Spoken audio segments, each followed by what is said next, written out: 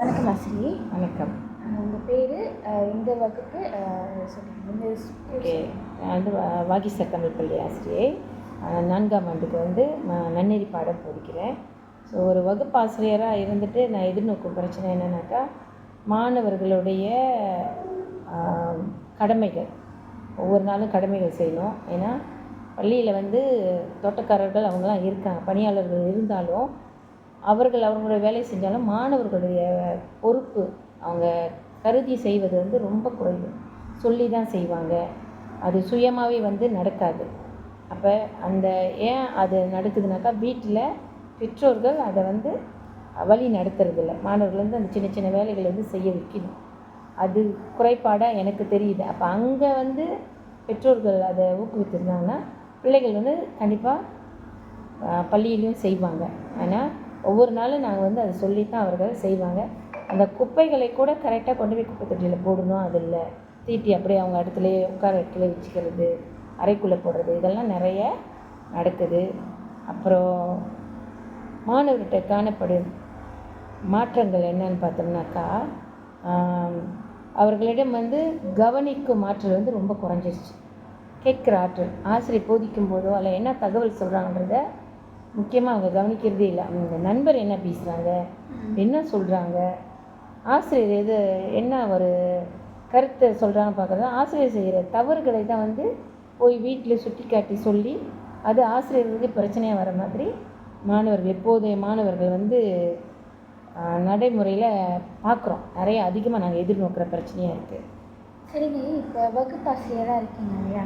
அப்போ நீங்கள் வகுப்பில் வந்து நிறையா அந்த அரஹான்லாம் கொடுத்துருப்பீங்க, நிறையா இது சொல்லியிருப்பீங்க. அந்த அரஹானுக்கும் நீங்கள் சொல்கிற அந்த வார்த்தைகளுக்கும் மாணவர்கள் வந்து எவ்வாறு வந்து அவங்களுடைய ரெஸ்பான்ஸ் வந்து அங்கே காட்டுறாங்க? நம்ம வந்து மாணவர்கள் கவனத்தை வந்து ஈர்ப்பதற்கு ஒன்று வந்து வாகிசர் போலே அப்படி சொன்னோம்னா அது வருவாங்க, அல்லது கைத்தட்டல் முறை சொல்லுவோம், அத்தஸ்மாங்கன்னு சொல்லுவோம், தப்போசமாங்கன்னு சொல்லுவோம், அல்லது உற்சாக கைத்தட்டல் சொன்னோம்னா அதை கரெக்டாக செய்துட்டு அமைதியாகிடுவாங்க. அப்புறம் எங்களுடைய பாட போதனையோ அல்லது தகவலை சொல்கிறதுக்கோ சுலபமாக இருக்கும். அப்போ அந்த கவனச்சிதறலை இது பண்ணுறதுக்கு ஹலோ ஹலோ ஹாய் ஹாய் அப்படி சொன்னோன்னே டக்குன்னு போய் அவங்க இடத்துல உட்காந்துட்டு அந்த ஒரு என்ன குறிப்பு சொல்ல வராங்கன்றதை வந்து கேட்குறதுக்கு மாணவர் தயாராக இருக்காங்க. சரிங்க, நிறைய சவால்கள் பற்றி நீங்கள் சொல்லியிருந்தீங்க. ஸோ அந்த சவால்கள்லாம் எதிர்நோக்கிறதுக்கும் சரி, என்னென்ன ஒரு சடங்கன் பண்ணம்பா பைக்கன் மாதிரி நீங்கள் கொடுப்பீங்க? மாணவர்களுடைய அந்த குறைபாடுகள் நான் வந்து என்ன பார்க்குறேன்னாக்கா, நான் மாணவர்கள் தவறு செய்யும்போது உடனடியாக, ஆனால் அது வந்து சின்ன தவறாக இருந்தால் நம்ம மன்னித்து அவரை விட்டுட்டு சுட்டி காட்டி திருத்திடுவோம். அதே அவர்கள் செய்கிற தவறு வந்து கொஞ்சம் மற்றவர்கள் மனம் புண்படும்படியோ அல்லது நமக்கு பாதகமாக விளையிற ஒரு விளைவுகளை செய்தாங்கனாக்கா, காயப்படுத்துறது, அப்புறம் எதிர்பாராத விதமாக என்ன சொல்லுவாங்க, அசம்பாவிதங்கள்லாம் நடக்கும். அப்போ அந்த மாதிரி சூழல்களை எதிர்கொள்ளும்போது நாங்கள் உடனடியாகவே பெற்றோர் தொடர்பு கொண்டு இந்த தகவலை சொல்லிடுவோம்.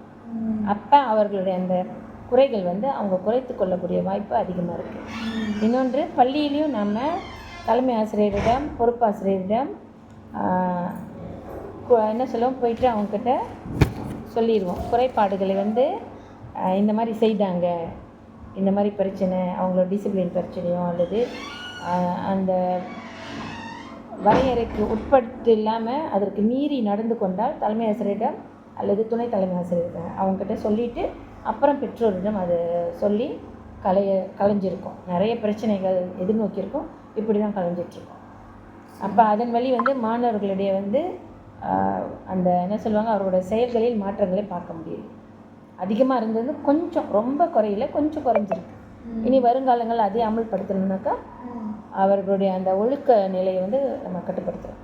சரி, ஒத்துழைச்சதுக்கு ரொம்ப நன்றி. நன்றி.